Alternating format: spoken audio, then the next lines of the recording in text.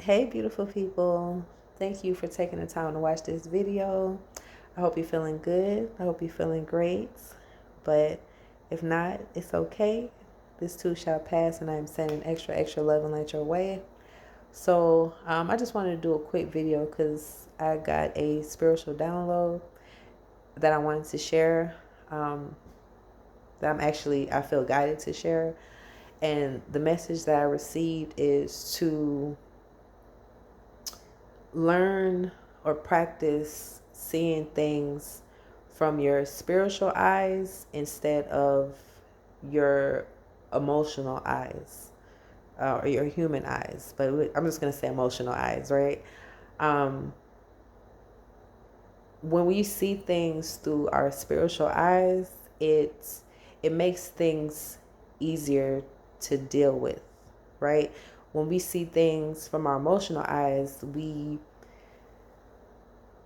can end up missing the lesson in a situation or circumstance because we're more so focused on how that experience made us feel, how that person made us feel. And it's like we're putting all of our attention on that instead of looking at it with our spiritual eyes.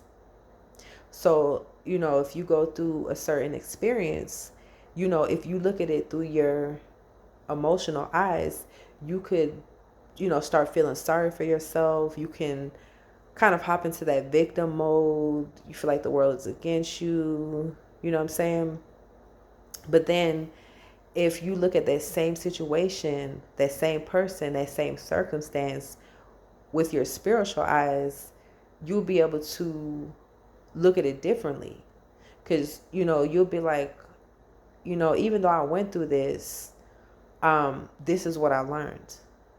Or now I can understand why I went through that situation.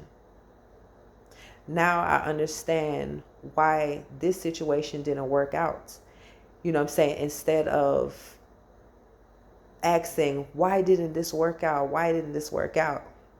So instead of asking, why is this happening to me? Change the question to, what is trying to emerge in my life? What is life teaching me right now? Because everything that we go through is a lesson. That's the whole point of our existence here on this planet. Because at the end of the day, we're spiritual beings first. We're spiritual beings having a physical experience in a physical body. That's why we don't live forever. Nobody lives forever, right? So we don't want to get too caught up with our experiences. And as real it is as it is, at the same time, it's like it's just an experience, something that you go through, something that changes your soul, right? It changes how you look at things, changes your entire being. That's the point of us going through these experiences. But like I said, if we get too caught up on the emotional aspect, right? Like I said, feeling like a victim, right? Not taking accountability, not trying to find the lesson in the situation, then if we do that, we're not going to evolve as we should. The whole reason why we go through experiences is to change us, to evolve us. Like, if we're comfortable all the time, everything's going fine all the time, as humans, right, we like to stay comfortable. So it's like most of us, we would just stay comfortable. We would stay there. We wouldn't change. We wouldn't evolve. We wouldn't grow. And that's not what it's about. Like, life is about growing. Like, even the universe, there's no end to the universe. The universe is constantly expanding. Like, species are constantly expanding. Look, even these kids, y'all know these babies that are born, ever since COVID. And even now, these babies are different. Okay, everybody can say that these babies are different. They're more advanced. They're different. I mean, that's because we're evolving, you know what I'm saying, on an energetic level, as a our consciousness. We're all connected, right? Consciously, we're all connected, and that consciousness, it's like it's rising, it's upgrading. That's why these babies are being born more advanced than they were in the past, right? But anyways, I'm getting off subject. But yeah, look at things through your spiritual eyes. You know, sometimes when we go through a situation, we be like, oh, I wish I would have never met that person. I wish I would have never got this person's phone number. I wish I would have never made that stop to the Waffle House. I wouldn't have met them. And all this stuff, right? But see, the thing that we have to understand is if it wasn't that person, or if it wasn't that exact situation, it would have been another person. So even if you didn't meet that person, if you could have somehow had the power to change the trajectory of how things happen in your life, if you didn't meet that person, then another person with the same spirit would have been put on your path. Because the thing is, it's not about that person, it's about the lesson that you're here to learn through that person. Everybody that's in your life or comes across your path, they're only puppets. They're a puppet, and they're here to play a role in your play, right? And whatever it is that your soul is here to learn, that's the part that these puppets are going to play. So some people, unfortunately, they're going to have to be the villain. There's not no real story without a antagonist or protagonist, a villain. It has to be something of substance. You're gonna have people in your story. You're gonna have villains in your story, several of them, but you got to learn to figure out what the lesson is. And sometimes that lesson is self-respect, self-love, standing up for yourself, being decisive, whatever it is.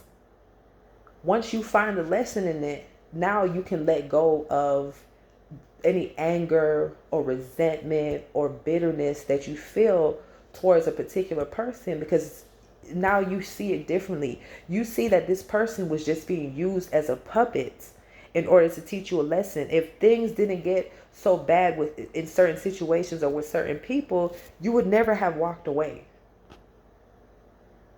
As a matter of fact, I just did a reading not too long ago. And the message was to not, take certain people back who have crossed you, try to come against you and stuff like that, because there's a lesson in that too. I don't want to go too deep into it, but there's just some things, some people, right? God allows them to betray us. God allows them to hurt us. God allows them to abuse us, use us, whatever, right? Because for some of us, we can be a little hard-headed, right? And some of us, sometimes it takes for things to get really bad in order for us to walk away. But before that, though, God sends us signs. He always sends us signs. He always throws out the red flags. But how many of us take heed to it? You know what I'm saying? And then we end up getting in these situations, and then we're like, oh, this happened and that happened. But it's like God was warning you at the same time. So God had to drop this situation on you. This would be the only way to force you into self-love. This would be the only way to force you into standing in your power. This is the only way to force you to take accountability. And unfortunately, it has to be situations that's painful, unfortunate, uncomfortable, because those are the things that make us grow. Even like when you work out, it's uncomfortable working out. You sweaty, sometimes you be pulling muscles. Like it's uncomfortable. It's lifting weights, like it gets uncomfortable, right? But the end results is you have a stronger body. You have a stronger and healthier body. But let's look over the fact that it's uncomfortable. So it's the same thing. God puts you in certain situations that's uncomfortable because that's the only thing that would really get you to grow. So don't look at your situations as you being a victim. Don't look at it as like God not favoring you because he dropped this situation on you or he put this person in your life. No, God loves you. But it's just like, you know, a parent who loves their child, they got to learn their lesson. Because see, the thing is, if we go out and just do whatever we want and God doesn't reprimand us, there's no consequences or nothing, we're going to keep doing it over and over, over and over, over and over. You know what I'm saying? Some of us, we keep going back to situations, people that we should have been walked away from, mindsets we should have walked away from, right? And it's like, when we go back, when we walk away from something and then we walk back into it, a lot of times God is going to turn the heat up. He's going to turn the heat up on that situation because he's going to say, you know better. You walked away from the situation, or you were about to, or, you know, and then you walk right back into it. Now I'm going to turn the heat up on you.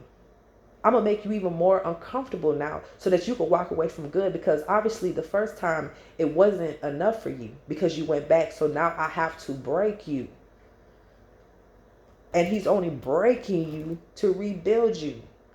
Because the only reason that we go into situations that are not worthy of us is because we feel unworthy on the inside, whether we want to acknowledge it or not. When you're worthy of yourself and you truly love yourself, you're going to do what's best for you regardless of what other people think, regardless of how much adversity comes against you, no matter how much people gossip about you and slander your name, you're going to do what's best for you. And unfortunately, a lot of those stuff comes with doing what's best for you. So anyway, this video was way, way longer than I expected. But I hope that helps in some type of way. You know, just keep your head up. Understand that we all are going through situations out here. Nobody's exempt. If you're here on this earth, if you're alive, you got work to do.